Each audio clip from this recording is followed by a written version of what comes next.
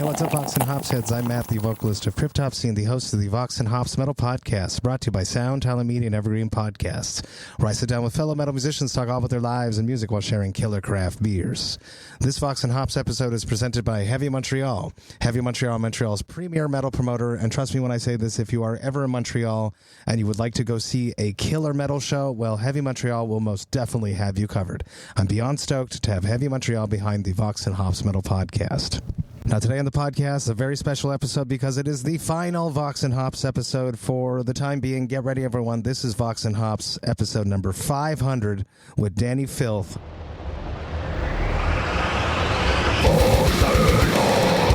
I warn you, what you are about to hear is very disturbing indeed. What's up, everyone? Today I'm very stoked to be with a legendary extreme vocalist, someone that's, I've had so many people on this podcast, so many legendary musicians, but I'm very, very lucky to be with Mr. Dani Filth from Cradle of Filth for the 500th episode of Vox and Hops. This is it. You are a milestone guest, Dani. I've always wanted to have you on the podcast, so I'm happy to have you here at number 500. Let's just jump into it. Let's just do it. It's Vox and Hops. Typically, I hang out with my metal friends, talk about life, music, and drink craft beers, but I just got back from Latin America, and I'm a little bit pruned because I just drank so many Modelo's and a little bit of tequila with Tony from Fear Factory on the last night. So I'm not drinking beer. What are you drinking? What are you drinking on your side right now? I'm drinking coffee. Coffee. Yeah, I don't drink anymore. I haven't drunk for years. That's a good move. It is a good thing. It's brilliant. In fact, I thought it'd be really it'd be a hardship every day because people, if you see people that go to AA, and I was nowhere near that, but it was at that point where, like you say, you feel like, oh, and I can't have that on the tour. Like my voice just doesn't do well, and also, even if you have like 3 days of minimal drinking, it like sort of builds up. So I knocked it on the head, and I really did think, oh my God, it's going to be one of those things I've got to do a 5-step program, and then I've got to call people because it's been nothing like that. I just gave up. And it worked around in the band too, I think, because Lindsay was in the band before, and she got sober too. So it was like a trickle effect in the band that more and more people just stopped drinking as much. No, I think it's the reverse. Drinking more. Because you're not drinking the beer and the rider didn't change. Yeah, exactly. They've got more for themselves. What is something that changed on the rider since you became sober? Is there's like different vices that you like to throw on there, drink-wise? Soft drinks, maybe? Stuff that you didn't think about before? Heroin. It's like... I easily got over drinking because I became... no, ginger beer. Okay. Or root beer. There's a lot of craft root beer going on. Absolutely. Oh, yeah. My God. I love coming to America for the root. Yeah. I'm drinking something special, something that's actually old. That's here. I don't know if you'll recognize it, but you should because your name's on it. It's the Pitch Black North Satanic Tea Company that made the Cradle of Filth tea, Dark Blood. And he made a Cryptopsy tea, and he sent this in the same package as that years ago. And when I was setting this up, and I was like, 500th guest, Dani doesn't drink anymore. What can I drink with him? Why not drink this? So Pitch Black North Satanic Tea, Dark Blood, the English breakfast black tea blend. And that's what I'm drinking. So cheers to you. Nice. I said you didn't have to do that on my behalf, but... I like to make people feel nice and comfortable and relaxed and welcomed, as if we're in my little house here and I'm in your little house. The power of the internet brings us together, Dan. Yeah. Talk to me about the soundtrack of your youth. It's the classic Vox and Hops question here. When you were growing up in your parents' or guardians' house, what music was playing when you were not in control of the radio? What music did your parents or guardians listen to? My dad was a reggae collector. Really? Yeah, like proper reggae, like the old, I can't remember what they're called, like on clay records and stuff like. He just had an attic full of it, and obviously we had people around with questionable smoking habits, obviously. And I grew to hate reggae because, imagine Sunday afternoon, it's snowing outside, you can't really go out. You're trapped. I'm cooking Sunday roast, and it smells of like cooking and that, and then you hear reggae, and the two sort of came into terminably entwined is just like a real turn off for me. But he did give me my first stereo. Did give me his collection of occult books, and it was 80s music. I think it still is 80s music when my family meet, because we all like different stuff. And, you know, I'm not going to put on like Frozen Soul and expect everybody to love it. So we convene at 80s music, and that can be rock as well. My mum was Slayer and stuff, so it's not too bad. It's all right. But growing up, 80s music, because it was the 80s. Yeah. And, there's some dark stuff in the 80s. There was some dark stuff in the 80s, because there's a lot of stuff going on politically in the world, which I don't want to talk about, but it definitely trickled into the music, and I'm sure that's what's going to happen now, too. Oh, yeah, every thrash metal album cover had a nuclear explosion on it, didn't it? And then it lent its way into the music videos and everything else. All that early imagery of shocking imagery that just scared Tipper Gore and all of her friends into trying to banish it, which made all of us kids just want to listen to it even more. Yeah, same with we had this thing called Black Friday here, and I think it was 81, where the police descended on, you know, all those like cool little we had one in fact we had two in our village, little dusty, reeks of tobacco smoke VHS store, you know, pre-Blockbuster. And they'd always have that dodgy under the counter, you know, X-rated movie, and, you know, gore movie, not porn. See? And they descended on this one day, and there was a bucket list of like Zombie 3, Cannibal Apocalypse, Driller Killer. And ironically, you look at it nowadays, and the gore in those probably get as much now in the opening credits as something like The Walking Dead. Correct. And which is just on TV. It's just like kids can zap it right now. Yeah. And people were going to prison over this stuff back then. Okay. But of course, everybody was like, ooh, and wants to see it even more. It's a crazy thing when you take something away from people. We just want it more. It's just the way it is. It's like that's the clickbait on the internet. It's like there's the headline, but they don't show it to you there. You got to see it. So taking it away makes us want it more.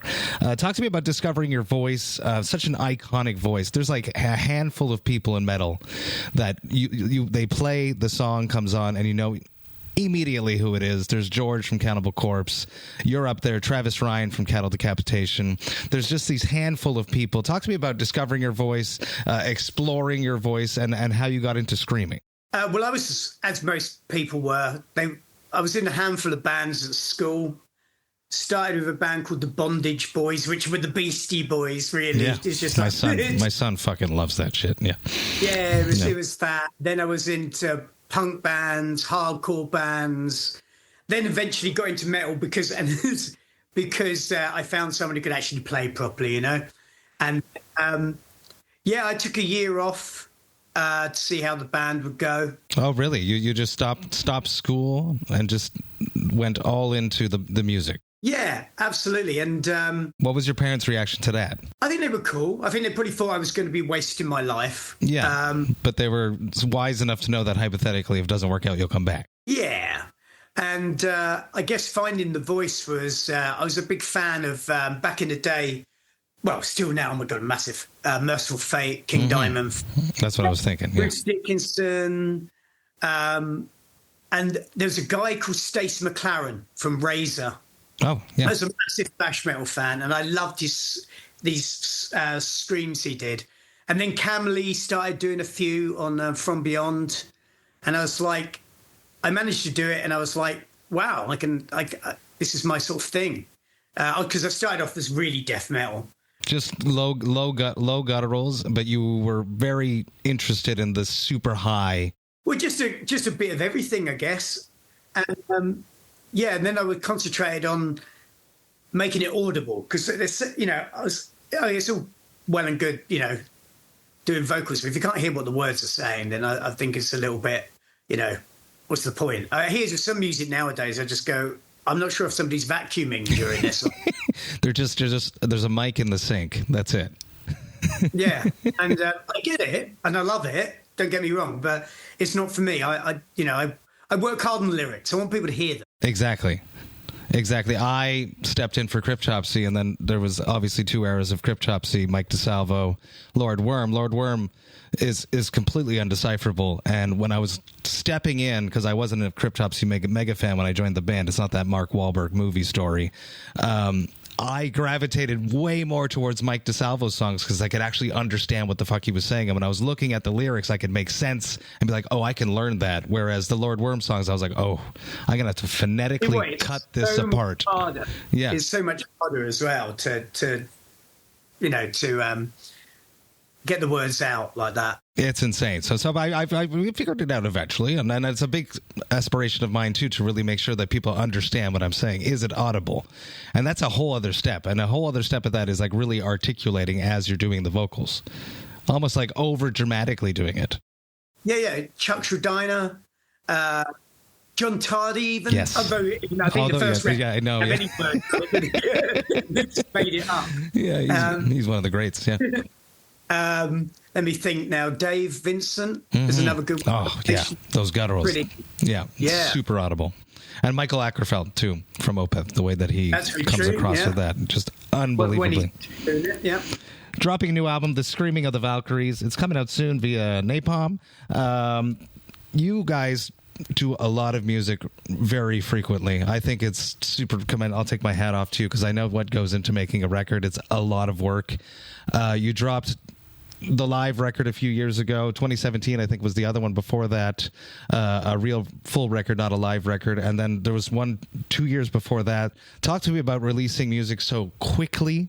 Let's start with that, and then I have a side question. I imagine that in the modern age, we have to drop music way more frequently than we used to have to. Well, you're right, but I look back in our formative years, and even a bit further along, they go, oh my God, it's an 8-year gap and we did 5 records. Wow. Okay. Yeah, literally. And we've actually been a little bit lapse of late because since the pandemic, I've been trying to make it up to our fans by going out and they're touring everywhere.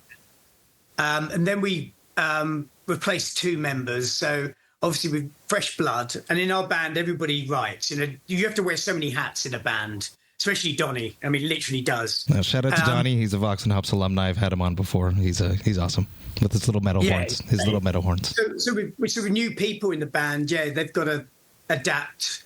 So people were actually saying it's the longest we've ever left between records. But that being said, the album comes out next Friday, and we've already well into writing for the next one because we feel like a bit of a high at the moment. Good.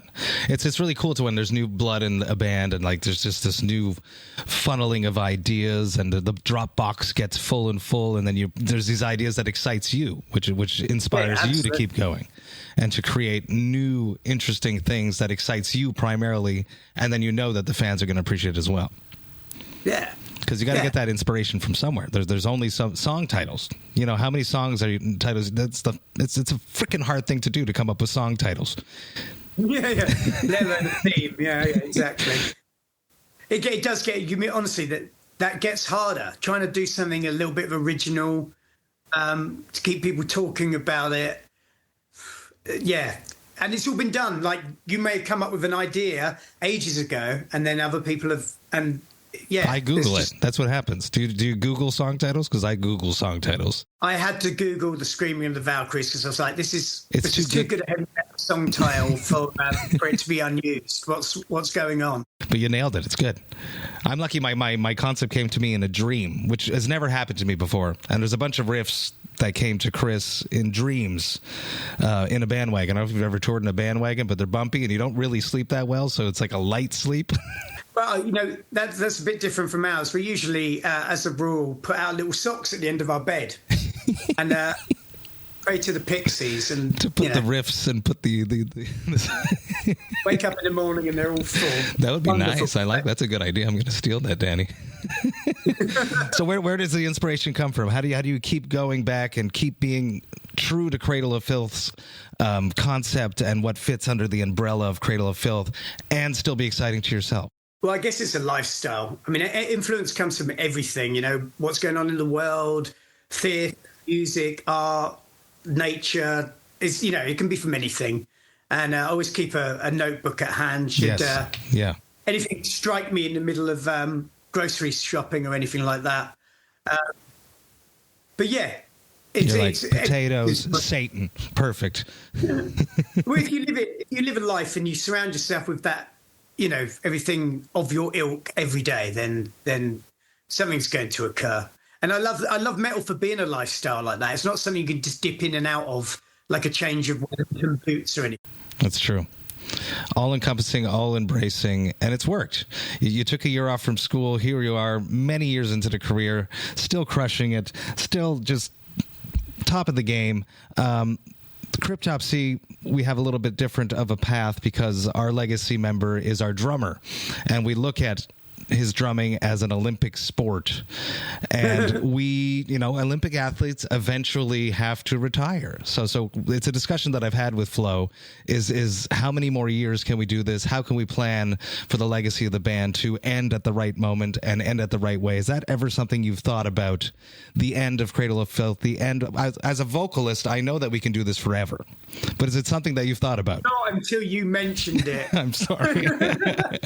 But there's a thing that like, you know, we can do it forever more so vocally, I think, because... Well, I don't know about that. I mean, it's never been proven, really, has it? Because metal in itself is only, 45 years old or whatever. That's true. Whatever Ozzy's age is the length of metal. That's true, you're right.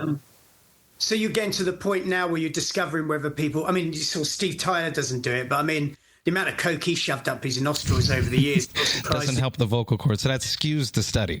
Yeah, well, obviously. So... who knows? Mm-hmm. It's like people say, how many more years you got? Well, I don't plan on retiring, but you know, it's not really up to me, really. It's up to the evolution of the human race. You know, going, well, you're going to look a little ridiculous, even, you know, stepping on stage at 80 years old doing it. It's just is that a thought that comes to you? Like you looking like and I'm not the biggest wrestling fan, and I don't want to disrespect any wrestling fans, but Ric Flair by the end looked a little bit weird. Yeah, well, yeah, obviously that's the thing. You're going to look a bit weird because you're getting old and it's punishing. Yeah, it's. Oh, I wish you hadn't mentioned it. But on the other side of things is all the native throat singing. They do that until 80s, 90s. There's no vocal damage that's going on there with all the native throat singing. That's basically what we're doing. It's about technique, yeah. Mm-hmm. Which obviously you have, and obviously I have, and we can do this day in and day out for hours at a time, and then go home and rest, and then do it again. Yeah, it's about preservation as much as anything else. I'm not one of these people that I had Melissa Cross for a while come out, and she's amazing. She's the best. But there's some people I've met them so many times at festivals and that, they're next door, and you're going, Jesus Christ, you're only on for 35 minutes and you've been rehearsing for an hour and a half. Mm-hmm. I had a problem with my voice at one point during my career, and I thought it was all over. And this was the reason why we flew Melissa Cross over. We tried everything. And in the end, I went for one of these whatever they are, those nanoscope things. Down your nose there, yeah. It's absolutely nothing wrong. But here, he said, but on the off chance, here's a card, because last week I had an opera singer in, and they told me about this guy, and he left me a card, and it was a godsend. It was a guy who did vocal manipulation. I still go and see a similar guy, and at first, it's incredibly painful, because your voice is tightened up like a muscle. It's like tennis elbow of the throat. Sounds disgusting, doesn't it? But yeah. No, but it's cool. But there's so many muscles in here, and people don't understand that. Like when we don't scream for a while and then we scream, it's not our throat that's sore. It's the muscles around it. Yeah. And this was for years, I've been singing in the wrong part of my voice. Oh. And every time I was talking, every time I was doing, it was all strained. I was hit in the wrong pitch. So he brought it all back to a normal. And admittedly, I did lose a lot of the highs. But what I gained was just, since then, with regular visits, 3 or 4 times a year, just to get it eased back out, like any athlete. Like a guitar. You bring your guitar to the luthier to fix up your guitar. That's it. You got a guy. I want this number. I mean, normally they just deal with opera singers because they have quite a bit with that. Locking up. But yeah, that was a game changer. So what is your typical, you mentioned that other people warm up too much, and I do believe that is a fact, because I think singers, what we do is we get into these weird routines and like fearful habits that we have to do something, if not the show's going to suck. What is your routine? How long what is your warm up? Do you warm up? I used to warm up, and I hardly don't at all. Yeah, I don't warm up a huge amount, because obviously I warm up for sound check in the afternoon. Exactly. And once you're warm, you're warm. Yeah. Yeah. As long as you don't go to sleep, then your body remembers that. If you go to sleep, you need to start again. And you've got all your sounds, you sorted all that out. So I have 3 hours. That's because I've got all the shit to put on, gear to wear. Yeah. But I like chilling out. I like to be as relaxed as possible, like hanging out with the band, listening to music, having a laugh. I'd probably warm up for about 10 minutes. Then, because what's the point of like running a marathon, but running 3 marathons beforehand? Literally no sense. It's like longer than the set. Yeah. Steam is really good for vocal cord. That's Always cool. have steam. Tea with no milk, no dairy. Although afterwards, I must admit, I do like my go-to thing is a tub of ice cream. It's just, it's, but I love it. And it's not drinking. I think, you know what? You can afford the calories. Yeah. Yeah. This is my only vice. I think I can get away with ice cream. It's hardly. Yeah, and just I never drink water. I always drink like a dark berry fruit juice. Nothing acidic. Really? It's for the high, and I have my high mainly in my in-ears, and my low voice mainly there. So the body in the wedges. Really? Yeah. That is interesting. We just switched to in-ears. So separated as that. Obviously, there's a scale of it. And then your FOH is just dancing those faders for you. Yeah. That's amazing. Yeah, that's when people say, what's the most important thing to take on tour? One, it's dark sunglasses, but the second one, a really good monitor engineer, because that's... Oh, hell yeah. That's your life up there. I watched it was Hellfest right before this, and I'm super jealous that you've convinced your drummer to put up that... The cage. Yeah. People are always asking about that. They was like, what the hell is this? It's saving your ears. That's what it's doing. We used it once. Oh, my God. It really looks a little weird, but I'm telling you, on stage... the separation is incredible. It's unbelievable. And more importantly, are the very small club gigs, the punk gigs. Oh yeah. Otherwise, I've been doing a lot of direct support recently, and Flo's right behind me. And not only is the cymbals right behind me in my ears, we in ear too there, but the way that our mics are set up for our voice is that the cymbals are going right into the mics and smashing our ears even more. It's just so good for you to protect yourself. Yeah. Yeah, the drum screen is entirely for nullify those cymbals, and you can't expect a drummer to start like using those pads or anything. No. You know what I mean? No. We want a drummer that hits hard. Yeah, it's a part of a good drummer is someone that actually hits. Talk to me. I saw you a bunch of times, but one time that's really resonated was Brutal Assault years ago. We snuck up, which you're not supposed to do. Don't do this if you ever play Brutal Assault, because people get really mad at you. You can go up and like sit up on the fortress area where you're not supposed to be because it's not stable, but we did it because we were dumb and drinking, and watched Cradle of Filth, and you performed, and I think it was one of the first times, maybe the second time I had seen you, and I was blown away by the performance, obviously, but by your mic placement as you sing. First off, you hold off really far away, and that's because of the enunciation, the pronunciation. You want to really be able to chew those words and get the tone out and get that. But whenever you hit the highs, you hold your mic really up way higher. Where did that come from, and what's the story with that? That's because I got a really bad back problem. Really? To get the screens, to get them... It's like... My friend said, because I know some weird people, he's a sword swallower. Nice. Literally, so he is.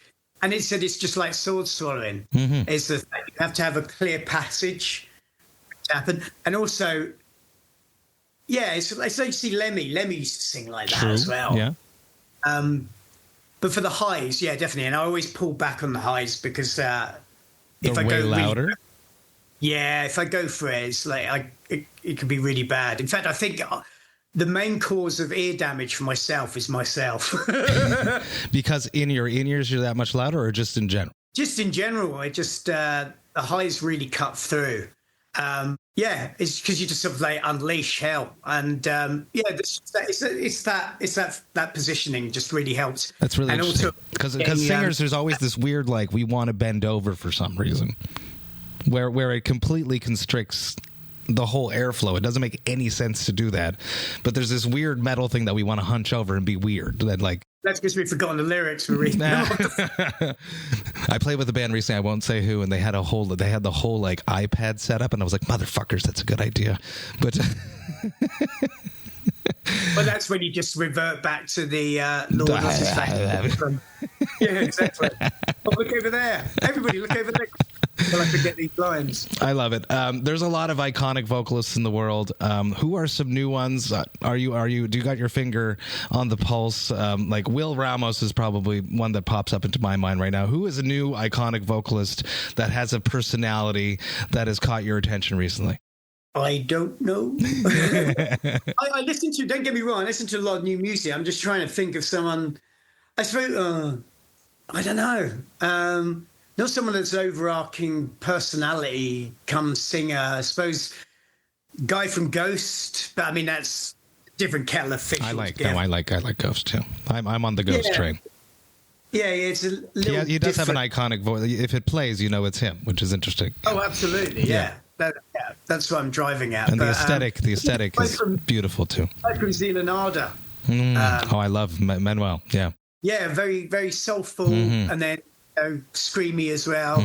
I like what they do. It's very original. Oh, I love them. Yeah, another Vox&Hops alumni. Love him. Yeah. Other than that, I don't know, because I've been revisiting a lot of old stuff of late. That's what we do. It's what happens. We don't listen to any new. We do listen to new stuff, and then we're like, you know what's better? The stuff I listened to when I was 20. That's what I've been doing. It was like genre specific. Nowadays, I don't know what to call some bands, and then they give them these long titles, and you just think, well, yeah, that works if like record stores were the thing nowadays. Not so. Yeah, you got to find a way. Death doom grind sludge deathcore.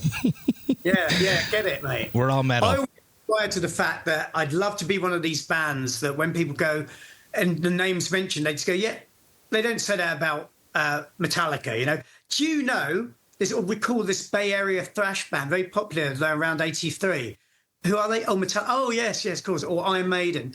New wave of British heavy metal pioneers, Iron Maiden. You don't need that shit. It's just Iron Maiden. It's like on the tin, and So I feel like Cradle is there for sure. I was in Mexico City at a bar, and some guy found out we were in a band, and he was like, oh, like Cradle of Filth. And I was like, a little bit different, but you were his go-to reference for what metal was. Well, then we've made it then. That guy. Okay. He was a cool visual artist, actually. I like making collabs. I've made tea before. You've made tea. I've made a bunch of beers because that's my thing. What would be the perfect Dani Filth collab? Oh, it'd probably have to be a Maserati. There you go. That would be sick. Yeah. And tasteful. Yeah. I don't know. Musically, I've done some weird collabs. Bring Me the Horizon. I'm not talking about Ed Sheeran. Don't worry. No, good. Because I can't at it at the moment. No, I'm just fucking with you. Twisted. Yeah, you said sorry. I think my collabs are just weird. I like the juxtaposition and the marriage of. And I like when people say you can't. I don't like people saying you can't do that. So I like proving people wrong. Like when I was doing the thing with Twisted, they said, "What the hell?" They're like Insane Clown Posse. What are you thinking? And I said, "Well, I never listened to Insane Clown Posse, and I like what they've come back with. They're really nice guys, and we did this thing, and people heard it were like, actually, you know what? It's pretty fucking good." That's good. Keep bending perceptions. Keep just being interesting. As long as you're interested in it, doesn't really matter. Well, isn't that the most black metal thing to do? Is that it's supposed to have no rules, not like the governing body tell you exactly how you're supposed to sound. That's not black metal. That's just... That is very interesting that there's the true black metal people that get so mad when, as back in the day, black metal was about having no rules and going completely in the opposite direction. I love that. Final question. Last question. It's a classic Vox and Hops wrap-up question, but it doesn't work for you. Typically, I ask people what their hangover cure is, but that doesn't work anormore. So but I still remember a hangover cure. Go for it, yeah. My hangover cure, unfortunately, was the reason for my demise. That my hangover cure was to have another drink. That works, but you have to stop after that one drink, but we never do. No, you never do. I mean, it wasn't that bad, to be honest, but I mean, that was the hangover. If you can try and eke it so you get on a level where it's not so bad, it's the headaches that used to annoy me. Mm-hmm. Which is, brutal. Yeah. I can't think of anything other than that, to be honest, because there wasn't any. You pray for it to go somehow, but you've just got to. If you have a bad one, you've just got to ride it out. You got to ride it out. That's what a hangover is. You got to ride it out. My makeup wrap-up question for you is how you're fighting the hops. I ask my guests a short-term goal, something you're working on right now that you hope to accomplish within the next month or so, a few weeks. What are you doing right now to fight the hops? What is your short-term goal? Well, to get this record out, and then I'm moving in with my partner. Ooh. She does some great tattoo work, by the way. Oh, yeah, you know of her. She's social media, yeah. Yeah. She's great. And I'm moving in for like a trial period because I'm very, like, I've got my own big house and it's full of, like, antiques and weird shit and, like stuff like this. Ooh, very cool. My son would love that shit. I've got a Dalek and, like from BBC and shit. And I've lived here for quite a while. Since I divorced, I've lived here on my own, and it's just a big, big thing for me. So she's trying to pave the way. She's got a new house. She's had builders in and stuff like that. And, it's a big step. And then I go on tour. So Chaos and Carnage, too. Yeah. Exactly. Yeah, that's right. That's going to crush that. You guys did that, didn't you? We've been offered that, but we have not accepted to do that. But we have. But it's going to be a rager. I from everything I've seen about it and heard about it, it's going to be great. Yeah, Dying Fetus, Fresh Cotta Potter Chips, Undeath, and a few other bands. Yeah. No Live Solaris, yeah. Oh, they're great. Yeah, you're going to love them. The secret, if you move in, you need to find a little cave for yourself. You got to craft that into her builder's house there. Oh, absolutely. You need a Dani cave. Dani, thank you so much for hanging out with me. Trying to hang up to sleep from, you know.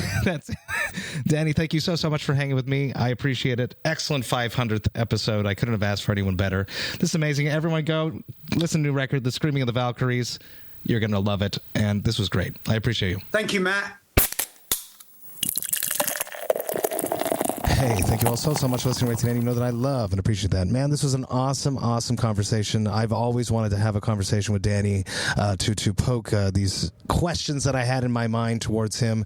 And when I was planning towards wrapping up the podcast for this hiatus that I'm putting it on, what a perfect guest to have for number 500, the 500th episode of Vox and Hops.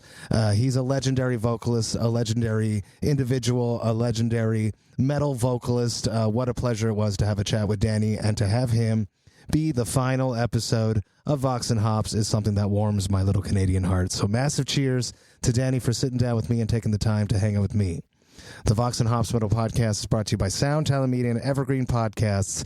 I hope you have a glorious summer. I hope you have a glorious fall. I am not sure when the podcast will come back, but it will when I am ready. But until then, all of you Vox and Hops heads, remember to enjoy life, metal, and craft beer. Cheers, Vox and Hops heads.